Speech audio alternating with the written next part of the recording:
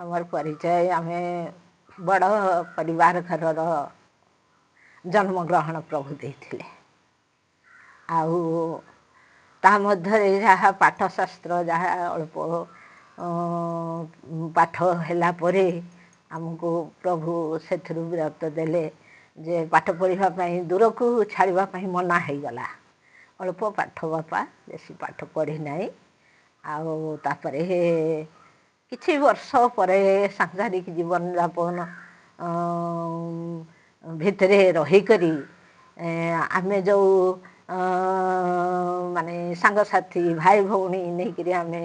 पिला समय कटैछु से बहुत आनंद रे प्रभु कटैछंती आ कौन सी चिंता नहीं कौन सी अभाव नहीं कौन सी मन रे दुख ग्लानि नहीं तापरे आमे जेते समय आमे दीक्षित हेबा पई चिंता करी नथिलु कारण आमे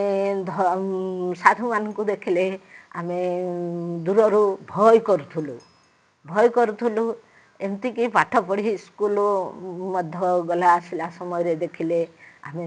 तांकु लुचिकी रहूथुलु तांकु देखा दउ नथिलु तांको सामना रे आमे चालू नथिलु आमको एते भय लागुथला आमे ए धारा को आसीबु बोली आमर चिंता नथिला हठात आमको मन चाहिला जे आमे जेते पूजा पटल 12 तिथि उपास पर्यटन जहाँ कले मध्य जेते पुराण शास्त्र पढ़ले मध्य से गुड़ा करे कौन सी कारण नहीं बोली मन को सेटा आपे आसिला आपे आसीबा परे आमे गुरु को चिंता करी भाविलु कौन करिवा केमिति रास्ता धरले आमर आमे तो जानि नहीं किछि केमिति रास्ता धरा जाए केमिति कौन करा जाए कौन सी पूजा पटले जदि काम नाही ताले केमिति कौन करा जियो बोली मन चिंतित थाए हेले हठात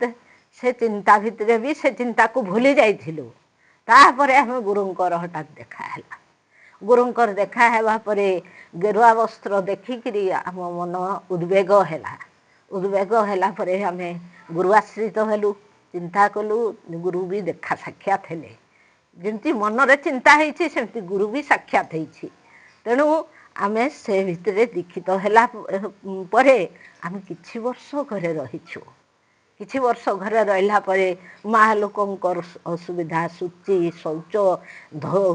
सबू हैला परे जाई करी आमे त्याग हेछु त्याग हैला परे जाई कि आमे गाँ गंडा देश विदेश ए सब जिनस को पर्यटन हेछि गुरु भाई मान साथी बाट चला हेछि तेणु से भितरे शिक्षा मध्य भजन चली थाए आउ प्रत्येक मेला महोत्सव जीवा आसवा यहीपरी होई तापरे वर्तमान तो गुरु नाहंती देहांत हो गले आमे एका प्रभु हमको प्रभु सहारा नहीं चलैछंती प्रभु सहारा प्रभु आश्रय रे वर्तमान चलीछु बोले बिन्नी माता आश्रम मयूरभंज हाँ अच्छी मने नहीं बापा मोबाइल टा देखले तुम्हें काढ़ी नहीं पारिबो हाँ हाँ मोबाइल टा मुआने